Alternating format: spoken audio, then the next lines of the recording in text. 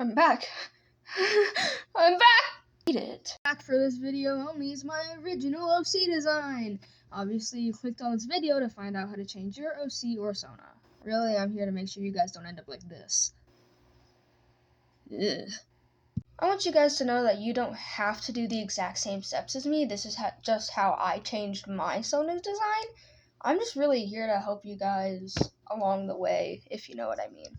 Making an OC or Sona can be hard if you do not know what you're doing. Not trying to make this seem like master level stuff, because a kindergartner can do it, but it is a process. Listen to me when I say this is going to be frustrating and you're going to feel like banging your head into a wall multiple times until the idea actually comes out, which is not ideal because then you'll just get a concussion and you'll never get your design. So, actually though, please don't get a concussion. I really don't need to get sued. I don't have any money whatsoever. Anyway, let's get started with the video. Number 1, cross-reference your ideas. The very first thing you're going to do is make multiple designs for your OC or Sona that you think would look cool, cute, angsty, etc. It really just depends on what you're going for. Obviously, you're going to start with the body, how it looks, how it feels, how it would coordinate into your character more. If they're more beefy, obviously they're going to be stronger. If they're more slim, they're going to be... I don't know your OC lore. You see where I'm going with this. You could see me struggling a little bit with the concept of how I wanted this to go. Eventually, I settled for the sketch on this, and I started working on the eyes. Eyes are a very big part of your OC. Eyes convey a lot of emotion and stories the way that you want them to. If your OC is more grumpy all the time than happy, their eyes might be a little bit more downfelled and tired. While if your OC is more innocent, their eyes are going to be a lot bigger, like doe eyes, and they're going to have this sort of childlike innocence in them. When you start on the line art, you might remove some things that you added in the sketch. As you can see, I removed the horns because I just didn't see it going very well with the way that this character design itself was going. So I decided to just remove them and start on the colors itself. And colors are another big thing, but we'll get into that later in the video.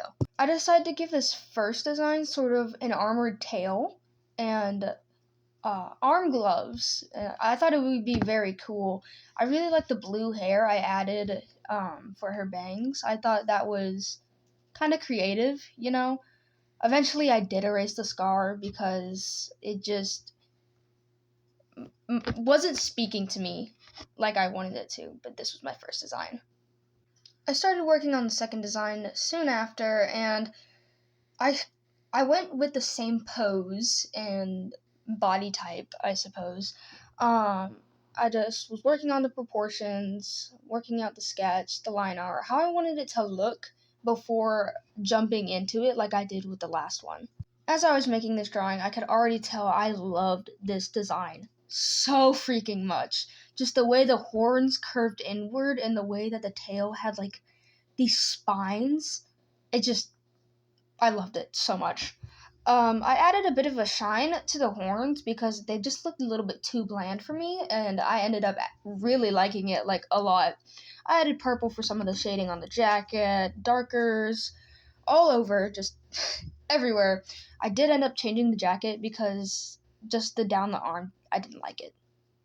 For my final design, I decided to just stick with a normal human. I really liked the sort of creature ones I did, but I wanted to see what it would feel like as a human. I gave her definitely more of a "what are you doing in my house" look. I gave her really baggy clothing because that's what I wear in real life, I'm not gonna lie. She just looks like she's done with the world. She just wants to go back to bed, and I am all for it, you guys. I'm all for it. But that was my third design. Step number 2. Get sick of it. You're probably asking right now, but why? Why would I get sick of it? I just spent so much time trying to perfect it. I really liked it a lot. What I mean by get sick of it is draw it so much that you could draw it in your sleep. This helps make sure that later on you aren't making inconsistent mistakes with your OC. Say you have a necklace in one drawing and then it's completely gone in the next. That's what I mean by get sick of it. And that, my friends, is exactly what I did. I chose the second design because I just liked it the most. This was actually my first time using Clip Studio Paint, and I got kind of into the groove a little bit. I'm not gonna lie. I did like Clip Studio Paint a lot, though. I do recommend it. The next one I had a little bit more fun with. I decided to put her in a position that looked like she had either just killed someone or she just got punched. I don't think it's the latter of the two. But I liked this one a lot because it gave me more practice with an art style that I didn't know of. I just decided to try a different art style. I don't know why, but this was the final result. I actually decided to tweak her a little bit and gave her more of a Negan feel. You guys know Negan from The Walking Dead with that really, really, really dope jacket?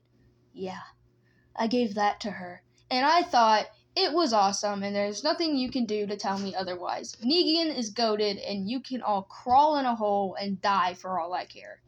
Please don't die. I do care about you guys. I thought this drawing was a little bit cool because it worked on perspective, but this was the ending of that one. Oh, drawing number 4, you dirty little rascal. I actually ended up liking this one so much I added it as my profile picture. The other one was outdated anyway. I gave this one a much more Negan vibe, as you can see with the bat. You can see the front view of her jacket. I added fluffies on it because I thought it was kind of cool. And I gave her Christmas lights on the bat, and I actually ended up liking this one a lot because I loved the way I ended up doing the shading. I just thought it was cool, and here's the final result, and I think it was awesome and cool, okay? Step number 3, color palettes! Remember when I said we were going to talk about color palettes later in this video? Yeah, that's right now. Yay. Color palettes are extremely vital to an OC or Sona design because you could have the best Sona design in the world, but your color palette could be absolute dog water and it ruins the whole thing.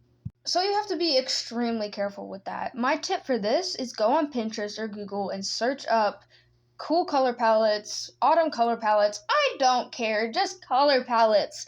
And they will give you some pretty good stuff, if I do say so myself. Last but not least is patience. Whew. Patience is going to be key to everything in this. You're going to have a hard time with everything. It's gonna give you burnout. It's gonna suck so much. But really all you have to do is just give it patience. Not everything is going to be perfect. And like I said, I recommend just drawing the Sona and or OC over and over and over again until you really just like the final design. Wait, what's it say right there? Wait. Please no, I just